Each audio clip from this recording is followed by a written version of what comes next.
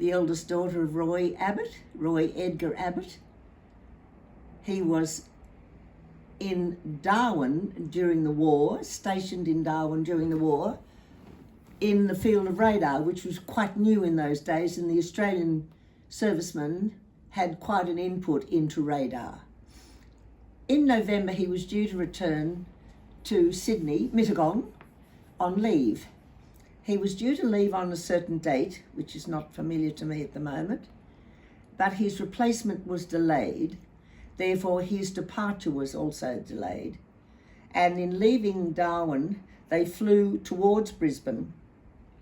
Whilst going over Canarvon Gorge, a huge electrical storm occurred. The plane was not equipped with radar, planes were not, and the plane was struck, shattered, no survivors, debris over an area of 5 miles, that's the indication that was given then, and just fell to earth. The next day, very heavy storms up there. In central Queensland there are. The next day, Mr. Travers was riding his horse out to inspect his boundaries for his cattle, and he came upon this carnage. The rain was pouring down.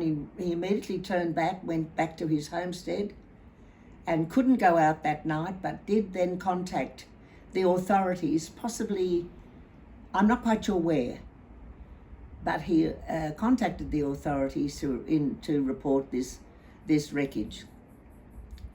After a certain period of time, somebody came out from the authorities. I wish I could remember who the authorities were. And in due course, the plane, of course, was identified. Not a word was put out in the press because it was wartime.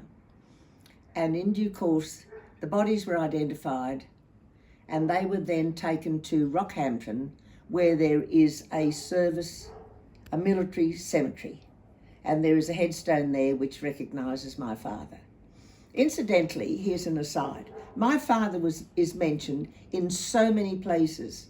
He was a very prominent school teacher, so the Department of Education had him on their honour roll.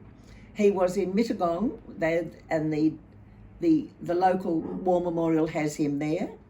He was in Canarvon Gorge, where the plane crashed. His name is recorded there.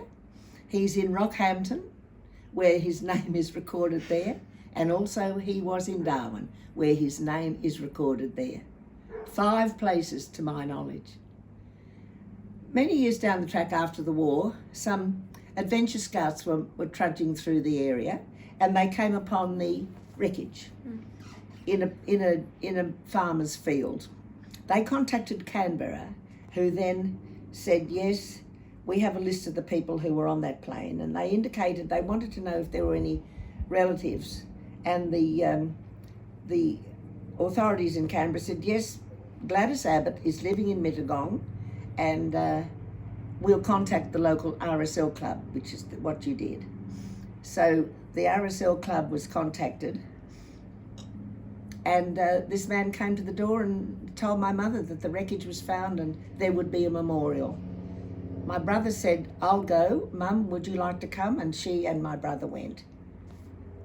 The memorial was placed not where the plane crashed, but it was listed, and most of the occupants were American. So an American serviceman came out to represent his country, and he was looking at the cairn with the date of the crash, and he said, this is the most extraordinary thing. The 16th of November 1943 is the date of my birth. End of quote. Now, many years down the track, I did go and visit that site. It has been moved to the actual place where the plane actually was crashed.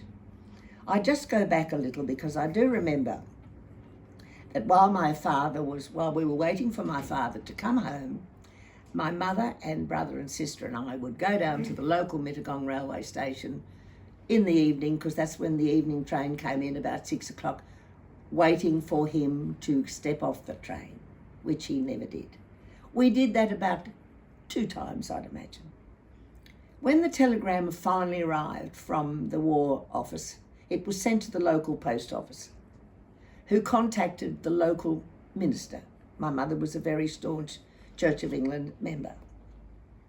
And the Reverend came up and he spoke to a friend of my mother's who lived 2 doors away and said, "I think you better come with me," which she did. And the Reverend came and broke the news to my mother. And I think she might have had a bit of an inkling. I wouldn't say that she ever said that to me, but it was several days after he was due to arrive. Consequently, my mother had kept, and I still have them to this day, all the letters that my father wrote, which is quite historical.